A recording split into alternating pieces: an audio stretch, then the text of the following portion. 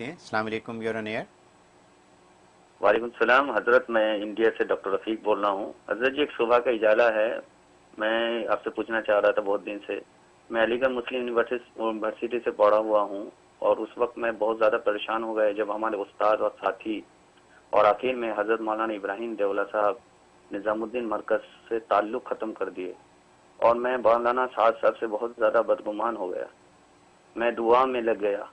तकरीबन 7 महीना बाद मैंने ख्वाब देखा कि आप सल्लल्लाहु अलैहि वसल्लम के पीछे चल रहा हूँ और अचानक मौलाना इब्राहिम देवला साहब को आगे देखा तो मुझे बहुत खुशी हुई, माशाल्लाह हजरत आ गए। लेकिन मौलाना इब्राहिम देवला साहब को मैं बाएं तरफ मोड़ते हुए देखा और अंधेरे में जाकर खो गए। इतने फेम में मैं देखता हूँ मौलाना साहब जबरदस्त सफेद कलर का जुब्बा और पगड़ी पहने हुए बहुत ही स्पीड से मेरा दाहिना तरफ से मुझे क्रॉस करते हुए आप के पीछे में जाते जाते मरकज में दाखिल हो गए निजामुद्दीन। खैर मुख्तसरन यह है कि ख्वाब तो बहुत लंबा था कि मैं देखता हूँ मौलाना इब्राहिम देवला साहब की पैर दबा रहा हूँ और उनकी तबीयत और हालात बहुत ज्यादा खराब होते होते बस हद से बदतर होती गई। खैर उसी दिन से मैंने तौबा किया और बदगुमानी बिल्कुल मौलाना साहब की तरफ से मरकज से खत्म किया और हजरत कंटिन्यूसली मैं दावत के काम में मरकज के मशवरे से चल रहा हूँ। लेकिन एक बात आजकल बहुत ज्यादा परेशानी हमारे साथ है कि हमारे साथी लोग बहुत ज्यादा क्रिटिसिज्म कर रहे हैं कि तुम्हारे मरकज के ऊपर हालात के बाद हालात आती जा रही है और वाकई 3-4 साल से मैं देख रहा हूँ माशाल्लाह बहुत ज्यादा परेशानी हजरत के साथ भी है और हमारे साथियों के साथ ही है। बराए मेहरबानी आपसे थोड़ा रहबरी चाहिए क्योंकि इंसानी फितरत है, मायूसी छाई हुई है। कहीं ऐसा तो नहीं है कि हमारे मरकज वाले हक पे नहीं होने की वजह से ये हालात आ रही है। जज़ाकमुल्लाह हज़रत। ठीक, शुक्रिया जी। माशाल्लाह माशाल्लाह, इंडिया से डॉक्टर रफ़ीक साहब आपने कॉल की और बड़ी अजीब व गरीब अहवाल आपने बताया और ख़्वाब तो इतना वाज़े बताया कि उस ख्वाब के अंदर तो ख़ुद रसूलुल्लाह सल्लल्लाहु अलैहि वसल्लम की तरफ से साफ़ फैसला आपके सामने है। और बाकी ये कि आप कह रहे हैं हालात ऐसे मरकज़ के ऊपर आ रहे हैं, तो और ये बात याद रखें, हालात हक़ पर आते हैं हमेशा, ये ज़हन में रखें। ये तो मरकज़ के हक़ होने की अलामत है कि उसके ऊपर अगर हालात आ रहे हैं तो ये उसके हक़ होने की अलामत है। इसलिए जो वो हक़ बिल्कुल मरकज़ हक़ है और मरकज़ के अंदर जो बैठे हैं मौलाना साहब बिल्कुल हक़ पर हैं और हक़ वालों पे हालात आते हैं। ये हालात इसलिए आते हैं जैसे कुरान करीम में भी अल्लाह तबारक व तआला ने ज़िक्र किया कि ओहद जंग ओहद वाले हालात क्यों पैदा किए हमने। अल्लाह यतमय्यज़ुल खबीस मिन तय्यब, अल्लाह कच्चे और सच्चों खबीस और तय्यब को अलग अलग करना चाहता है।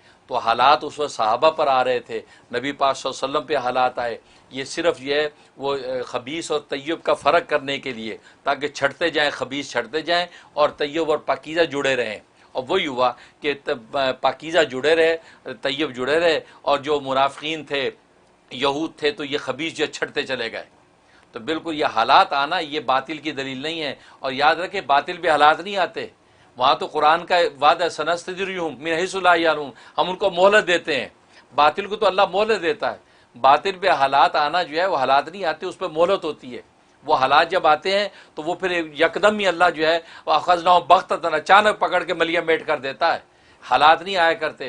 तो ये हालात आना हक होने की अलामत है। इसे ये फलसफा दिल से निकाल दें कि निज़ामुद्दीन मरकज़ पे जो हालात आ रहे हैं, मौलाना साहब के हवाले से जो हालात आ रहे हैं, ये बातिल की अलामत नहीं, ये हक की अलामत है।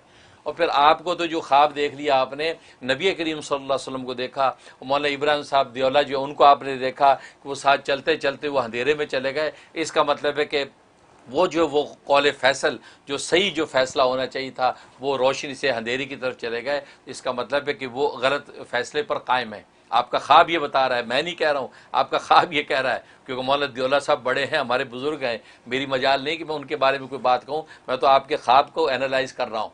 उसमें बताया कि वो अंधेरे में चले गए, तो गोया कि वो युखरिजु मिनज़्ज़ुलुमाति इला नूर जो होना चाहिए था, तो वहाँ पर उसके ऑपोजिट हो गया कि आप वो नूर से अंधेरे की तरफ चले गए।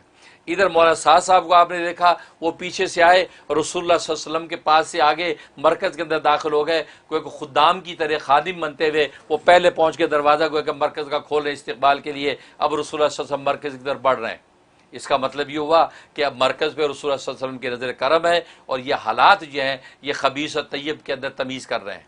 और जो तय्यब हैं उनको अल्लाह ने शरह सदर अता कर दिया है। जैसे आपको ख्वाब आया, ऐसे और कितनों को ख्वाब आया नतीजा ये कि मौलाना साहब की हक़ानियत और यह मरकज़ की हक़ानियत और मरकज़ियत जो है ख्वाबों में अल्लाह तबारक व तआला ने ज़ाहिर की है और आप पर भी ज़ाहिर हो गई है। आप बिल्कुल दिल मैला किए बगैर जमे रहें और जो वसवसे पैदा कर रहे हैं इसका मतलब वो खबीस वाली लिस्ट में आहिस्ता आहिस्ता जा रहे हैं, क्योंकि वसवसे जो पैदा कर रहे हैं। क्योंकि देखो, जिसको अल्लाह मकसूद है उसको कोई परेशानी नहीं है।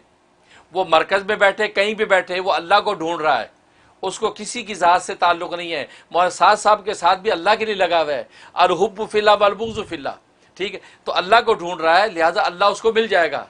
भले झोंपड़ी में बैठा है, भले मस्जिद नबवी में बैठा है, वो अल्लाह को ढूंढ रहा है, उसको मिलेगा अल्लाह।